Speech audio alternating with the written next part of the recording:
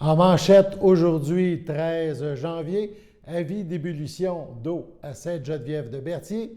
Le conseil municipal de Saint-Ignace-de-Loyola félicite la ferme Bercheval et refus de subvention pour le complexe multisport à Lavaltrie. Donc, bienvenue à votre bulletin d'information sur les ondes de CTRB en ce mercredi 13 janvier 2021. Donc, les nouvelles aujourd'hui, évidemment, il y en a un peu pour tous les goûts, mais on parle tout d'abord d'une nouvelle là, qui vient de nous arriver il y a quelques instants ou presque. On parle d'un avis d'ébullition au niveau de l'eau potable, avis d'ébullition préventif qui a été lancé plus tôt aujourd'hui à Sainte-Geneviève-de-Berthier. Donc, une interruption de l'eau a lieu suite à un bris d'aqueduc dans la municipalité. On vous cible un peu plus précisément à quel endroit. Donc, le secteur touché à Sainte-Geneviève-de-Berthier est le suivant. C'est entre le 500 au 675, ainsi que les 689, 693, 697, 701 et 711 du rang de la rivière Bayonne Sud. Donc, si vous demeurez dans ces résidences, on vous invite et on vous suggère fortement, même si c'est en raison c'est un moyen préventif, là, de faire bouillir votre eau. On poursuit maintenant avec de l'information concernant le conseil municipal de Saint-Ignace-de-Loyola. Hier soir, donc le 12 janvier, avait lieu la première séance de la nouvelle année pour les élus de Saint-Ignace-de-Loyola. Lors de ce conseil, le maire Jean-Luc Barthe a tenu à féliciter les propriétaires de la ferme Bercheval, une ferme de la municipalité, qui ont fait défiler des tracteurs illuminés lors de la fête de Noël. Évidemment, c'était comme un moyen de dire on ne peut pas vraiment fêter comme à l'habitude, mais il faut quand même souligner et se réjouir pareil de ce Noël. Donc, on voit une photo là, qui a été prise sur le site Facebook de cette ferme Bercheval à l'île Saint-Ignace. Une super belle initiative en ces temps difficiles. Il a aussi été question de la journée de la persévérance scolaire. Ça a été mentionné lors du conseil municipal par le maire Barthe. On parle évidemment de cette activité annuelle, même si une incertitude plane toujours là, sur son déroulement en raison de la pandémie. Un don de 2000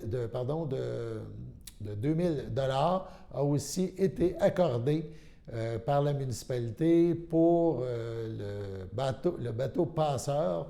On sait que ça fait partie de la société de récréo-tourisme Paul Berthier qui, depuis de nombreuses années, anime et fait fonctionner ce bateau passeur là, qui chaque été, fait le bonheur de nombreux cyclistes et de plusieurs personnes qui empruntent ce moyen de découvrir les îles de Berthier. On écoute à ces sujets le maire, M. Barthe, qui nous résume là, les dossiers dont on vient de vous parler. Ça, j'ai demandé à Mme Mézier de mettre ça à l'ordre du jour, c'est parce que à Noël, le soir de Noël, vers l'heure du souper, je pense, la femme Bercheval, je les ai vus passer chez moi et je les ai suivis après, quand je les ai vus passer. Ils se promenaient avec 4 tracteurs, tout illuminés avec des lumières de Noël. Puis j'ai trouvé ça fabuleux parce qu'en se promenant, là, le monde, je pense que ça a mis un petit baume pour le temps des fêtes aux citoyens. Parce que même quand on passait, les citoyens clignotaient les lumières, ils étaient dans la fenêtre, ils faisaient à la main. J'ai trouvé ça merveilleux, puis je me suis rendu jusqu'à la ferme Bercheval pour les remercier, mais je voulais que le conseil, on passe à une résolution pour les féliciter puis les remercier d'avoir mis un petit baume en cette année 2020 pour les citoyens. J'espère que c'est pas ça, les frais de déplacement, non? Non. J'ai pas. D'ailleurs, monsieur Courchaine, quand je me déplace dans l'île ici, je ne charge jamais de déplacement. Ouais, c'est une belle initiative, une belle surprise. Mais c'était une belle initiative qu'ils ont Une faite. belle surprise. Fait que ça me prend M. Daniel Valois, M. Ray Grégoire, à ma gauche, D'accord. à ma droite. D'accord. Non, non, c'est bien, c'est bien apprécié, c'est correct. C'est bon que les citoyens sachent. Oui, surtout que j'ai trouvé ça fabuleux, là, qu'est-ce qu'il avait organisé aujourd'hui. C'est sûr, certain que cette année, cette valeur, on ne pourra pas aller les rencontrer, mais j'ai demandé de faire venir quand même des petits billets qu'on puisse signer comme qu'on faisait avant. Puis on les remettra à la directrice ou même à la directrice. On leur fera pardonner pour qu'ils distribuent aux élèves. Puis s'il faut, à la fin de l'année, bien, on fera faire notre mention d'honneur là, pour tout le monde. Puis on les signera, puis les professeurs signeront, puis ils les donneront si on ne peut pas aller les visiter. Fait que si vous êtes d'accord avec ça, aussi, ça me prendrait pour M. Daniel Valois, M. Christian Valois, à ma gauche, D'accord. à ma droite. D'accord. Merci beaucoup. 22, les dons. Bien, on a un don, c'est pour la Société récréo-touristique du Pôle Berthier. Le montant est de 2000 $. Et ça, vous savez, c'est le bateau passeur qu'on a pour l'été, pour ceux qui se promènent à bicyclette ou aussi ils font des randonnées dans les îles quand il y en a qui demandent. Je voudrais savoir, M. le maire, que Oui, c'est pas allez-y. seulement juste un don. Je veux dire, on est plusieurs municipalités à participer à ça. Il y a Saint-Cuthbert, il y a Berthierville, Sainte-Geneviève-de-Berthier, l'Île-du-Pas, Saint-Barthélemy. Donc, toutes les municipalités vont donner le même montant. Ah, c'est bien, ça. C'est un bon appui pour tout le monde, puis je pense que ça a bien été cette année, même pendant le Même à cause du COVID, ça a quand même bien été. On était hésitant pour le faire au début de la saison, mais en fin de compte, on a bien fait de l'avoir fait. Ah. Je vous remercie beaucoup, M. Valois, pour les précisions. D'ailleurs, vous en faites la proposition. On fait la proposition, M. le maire. M. Louis-Charles Guertin, seconde, à ma gauche, à ma droite, excusez-moi, D'accord. à ma gauche. D'accord. Merci beaucoup. On n'a rien à le varier. Le conseiller municipal Christian Valois est le représentant de Saint-Ignace auprès de la Société Récréo-Tourisme du Pôle Berthier. Donc, c'est pour ça que vous l'avez entendu lors du petit clip vidéo. Collecte de sang maintenant, on parle de collecte à Lanoret. Il s'agit de la collecte de sang du maire de Lanoret, M. Gérard Jean. Elle aura lieu le 2 mars prochain. On écoute le maire de Lanoret à ce sujet. En 6.9, on a la collecte de sang du maire qui va avoir lieu au mois de février. OK. Et puis, cette année, c'est particulier à cause de la pandémie.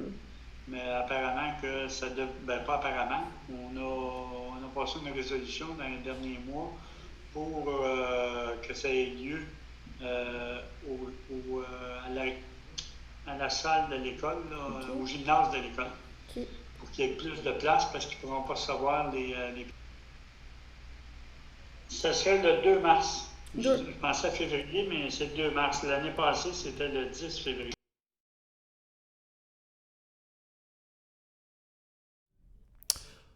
On poursuit donc, suite aux propos du maire, par une petite information là, juste avant la pause. On rappelle les conséquences, entre autres, il y en a plusieurs, mais les conséquences de la pandémie. On a appris, et on vous a mentionné hier, on vous le rappelle, que suite aux règles imposées par le gouvernement du Québec jusqu'au 8 février minimum, et face à l'incertitude qui évidemment découle de la pandémie actuelle, la ville de Berthierville a fait savoir que la saison 2020 et 2021, donc la partie de l'année en cours 2021, la saison de l'Arena, à l'Arena Joanie Rochette est terminée. On a décidé de ne pas prévoir de réouverture possible. Un comité là, va se réunir pour déterminer la procédure à suivre pour le remboursement des gens là, qui avaient déjà payé pour des activités à l'Arena. La Ville mentionnera là, cette info là, éventuellement, et ce, le plus rapidement possible, nous dit-on. Les personnes qui louent un casier à l'Arena n'auront donc aucun frais à débourser là, pour les premières semaines d'activité. Et la Ville indique que les chèques qui lui sont parvenus à cet effet seront retournés aux personnes qui l'avaient envoyé. Ceux qui avaient déjà payé, donc, seront remboursés. Il est possible de prendre rendez-vous avec les gens à l'Hôtel de Ville pour, évidemment, accéder à l'aréna pour récupérer ses effets personnels au besoin. Passons maintenant à la première pause. Le samedi matin, dès 9h30, nos téléspectateurs sont invités au Super Bingo télévisé diffusé de nos studios de Berthierville. Depuis maintenant une vingtaine d'années, plusieurs adeptes de la télévision régionale se sont partagés un montant de 600 $ disponible chaque semaine lors de cette joute de bingo télévisé.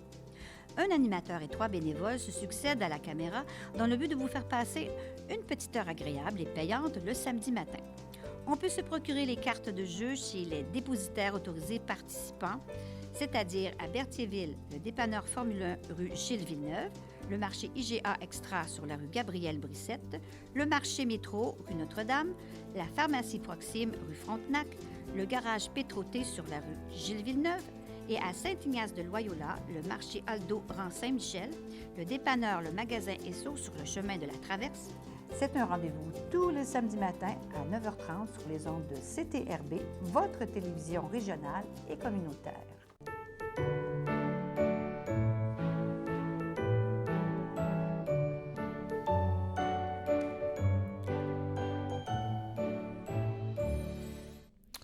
Voici les anniversaires de ce 13 janvier. Tout d'abord, la FADOC de l'île du Pas souhaite bonne fête à Carmen Firel. Les filles d'Isabelle du Cercle de Berthier, souhaitent bonne fête à Pierrette Desabrais-Goulet. Le Centre d'action bénévole d'Autrey souhaite bonne fête à Diane Corbet. Et l'Association des personnes handicapées du secteur Berthier souhaite bonne fête à Eugène-Alain Valois. Donc, bonne fête à tous ces gens. Et si c'est votre fête à vous qui êtes devant votre petit écran, toute l'équipe de CTRB se joint à moi et vous souhaite une agréable fin de journée de fête. On poursuit maintenant avec nos autres informations. On parle du projet Lumen. Donc, le projet Lumen, vous allez voir une super belle photo d'un coucher de soleil à Saint-Ignace derrière moi. Il s'agit de la photo gagnante dans le cadre du concours Lumen organisé par la MRC d'Autrey au niveau culture et patrimoine. Donc, le projet qui se déroulait dans la municipalité de Saint-Ignace de Loyola. Cette superbe photo du fleuve avec le soleil qui vient éblouir les eaux du fleuve est celle de Joëlle Barthes, la gagnante. Lumen, on le rappelle, est un projet collectif utilisant la photographie comme vecteur identitaire. Donc, on cherche des choses qui nous représentent bien. Ce projet a eu lieu dans les 15 municipalités de la MRC de Dautrey. On parle donc, dans ce cas-là, de Saint-Ignace de Loyola. Les citoyens inscrits participent, peu importe la municipalité où ils sont, à 4 ateliers sur la photographie. Un appareil photo 35 mm est prêté pour l'occasion par la MRC. Si ce genre d'activité très intéressante et qui nous permet de découvrir nos paysages vous intéresse, il est toujours temps de vous inscrire. Le projet se déroulera prochainement à Berthierville. En effet, le premier atelier de Berthierville aura lieu le 19 janvier à 18h30. On y va maintenant d'une autre superbe photo. Donc, un autre lauréat se joint à Mme Barthes. Il s'agit de Gilles Savoie de Sainte-Geneviève de Berthier. Cette photo magnifique a été prise par M. Savoie et ça nous fait plaisir à CTRB de vous la présenter lors de notre bulletin d'information. Bravo aux gagnants et l'important, comme on dit toujours, c'est de participer. Pour voir les différentes photos des gagnants et des gens qui ont mis des photos dans le cadre du projet Lumen, il faut se rendre sur le site web Culture et patrimoine de la MRC de Dautrey. Rappelons que le lauréat, le gagnant de chaque municipalité, verra sa photo imprimée en très grand format et placée à un endroit stratégique du territoire, le territoire de la personne qui participait à l'endroit. Donc, le gagnant de Sainte-Geneviève verra sa photo à Sainte-Geneviève, celui à Berthierville, dans Berthierville, etc. Donc, évidemment, c'est un projet simple, mais combien intéressant, qui donne droit là, à des découvertes superbes. Allez voir les photos, c'est à ne pas manquer. On poursuit ce qu'on a commencé la semaine dernière avec une revue de 2020. Cette fois-ci, on va parler du mois de mars. En mars, la pandémie frappe de plein fouet le Québec. Un confinement est imposé. Malheureusement, on se souviendra du premier décès qui a eu lieu dans la province et ça s'est déroulé à la résidence Eva à Lavaltrie. Or, sur une note un peu plus positive, voici les 2 moments marquants de CTRB lors du mois de mars.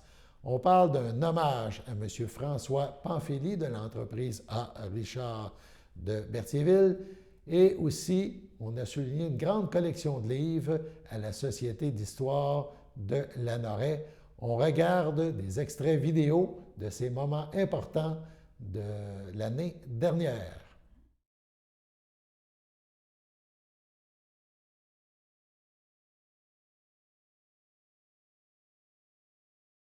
Monsieur Pamphili, un grand hommage qui vous a été rendu aujourd'hui. Qu'est-ce que ça vous a fait de revoir l'ensemble de votre carrière comme ça? Bien, c'est toute une rétrospective, hein? Partir du jeune âge, l'université, tous les défis que j'ai rencontrés dans les dernières années, ça m'a fait réfléchir. Mais comme j'ai dit durant aujourd'hui la réunion, ben il y en a plus en avant qu'en arrière. C'est ça qui est important. Faut se motiver, il faut trouver des nouveaux défis. Puis j'ai des défis assez importants qui vont m'attendre d'ici les 2 prochaines années. Vous pensez vraiment là, à qui va prendre votre relève d'ici 5 ans déjà?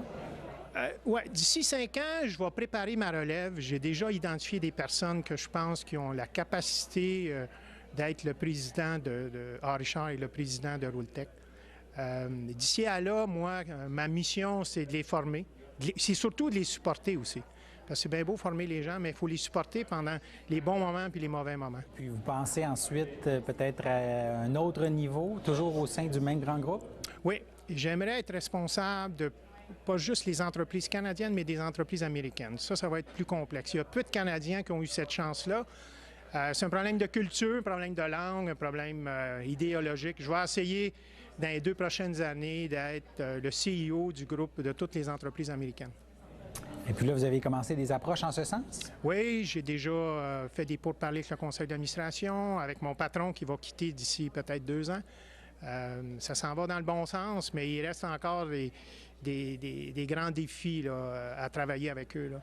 Est-ce que ça vous permettrait, advenant que ça se réalise, de faire croître encore plus la branche qui est à Berthierville? Définitivement, oui.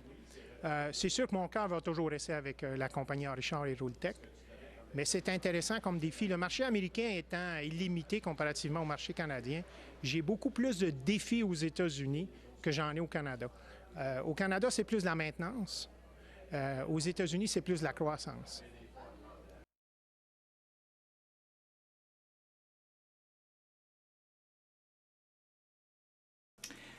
Et vous avez quand même une belle collection de volumes. Oui, à donner. Tellement, c'est ça que vous n'avez même pas la place pour tous les garder. Non, pas possible. On a environ, on avait 600 volumes. Et là, déjà, depuis 2 semaines, il nous en reste 300.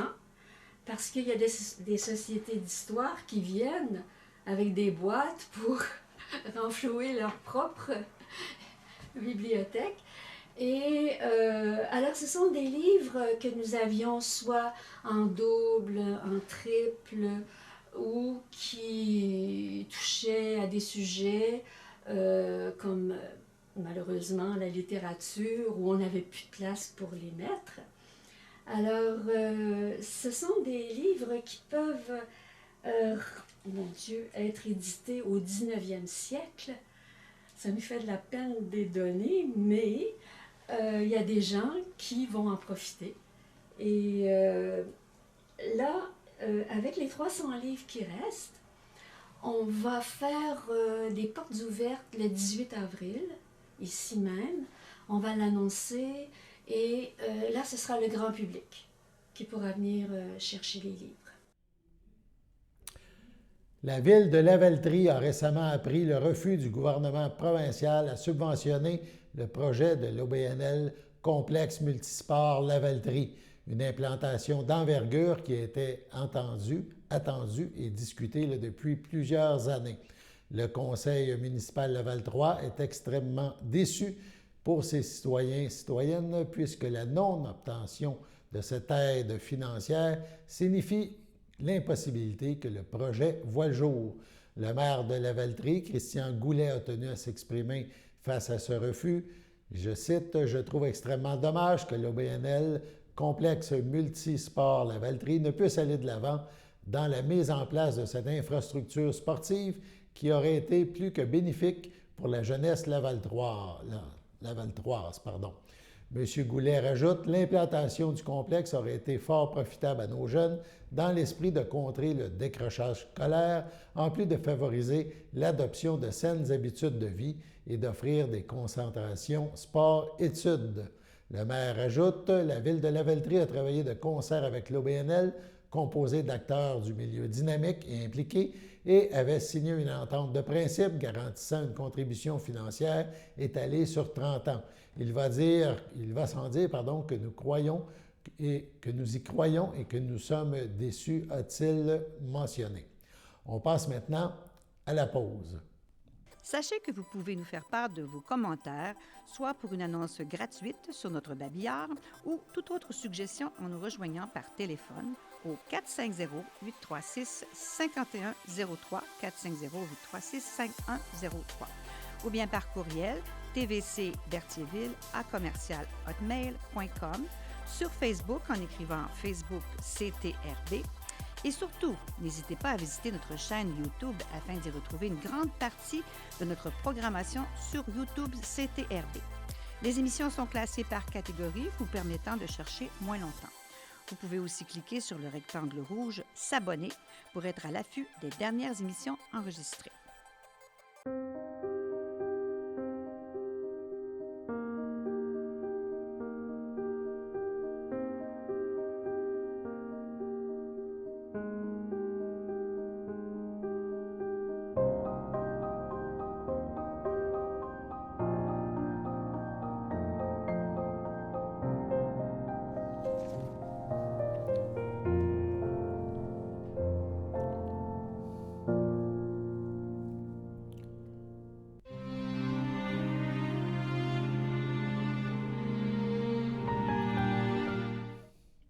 Au CHEDL de Saint-Charles-Borromée, le 2 janvier dernier, à 65 ans, est décédé M. Jean-Pierre Bergeron, fils de feu Alcide Bergeron et de feu Dolande Latour, demeurant à Saint-Ignace de Loyola.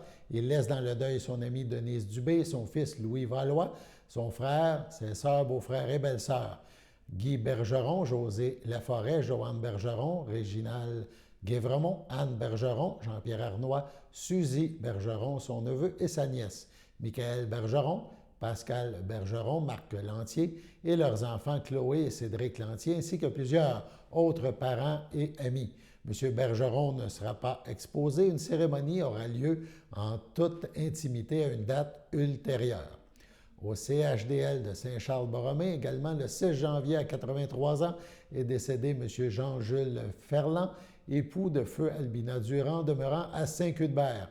Il laisse dans le deuil ses enfants Denis Ferland, Denise Ferland, Chantal Ferland, Yannick Langevin, son petit-fils William Langevin, ses belles-sœurs et beaux-frères, Cécile Durand-Boucher, Denis Lefebvre, Rosaire Durand, Monique Carpentier, Daniel Durand, Nicole Plante, ainsi que plusieurs neveux, nièces, autres parents et amis. En raison des circonstances, les rituels funéraires auront lieu dans l'intimité à une date ultérieure. À Saint-Justin, le 9 janvier dernier, à l'âge de 80 ans, est décédé M.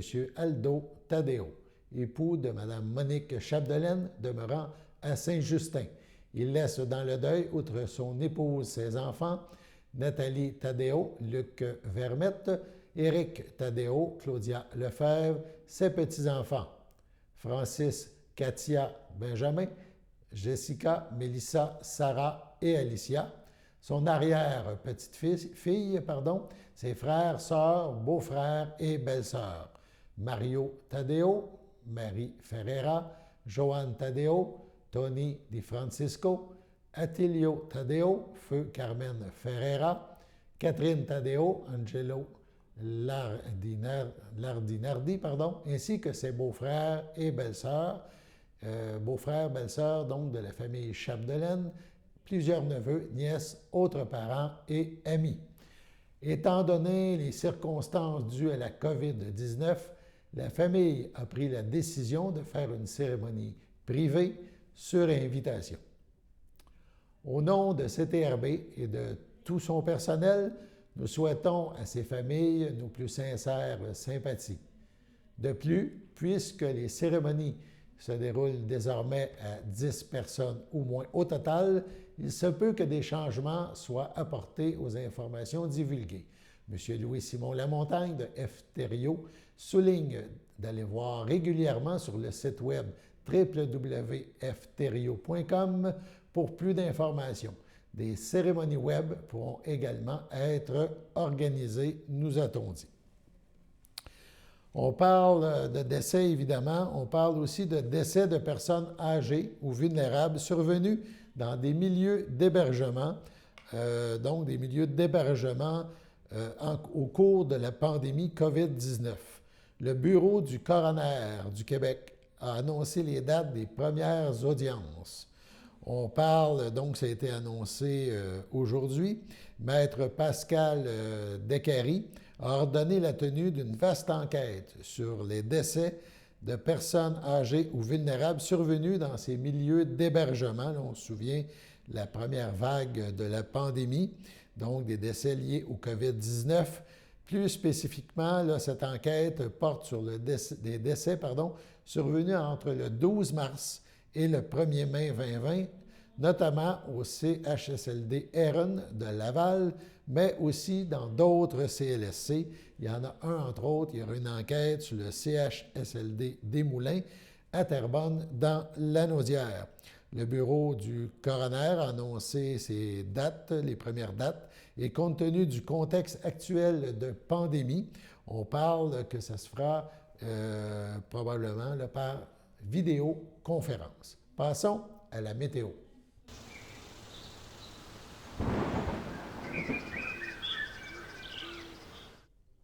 Donc, 13 janvier, la douceur du mois de janvier se poursuit et pour ceux qui n'aiment pas le froid, je pense que c'est très agréable.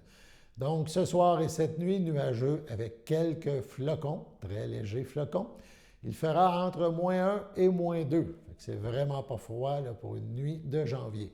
Jeudi matin, on parle de bancs de brouillard, puisque la température sera quand même assez chaude compte tenu des circonstances, et le mercure devrait pas descendre en bas de -2. Dans la journée de jeudi, on parle de nuages avec éclaircies et une température oscillant entre -3 et, tenez-vous bien, 1 degré.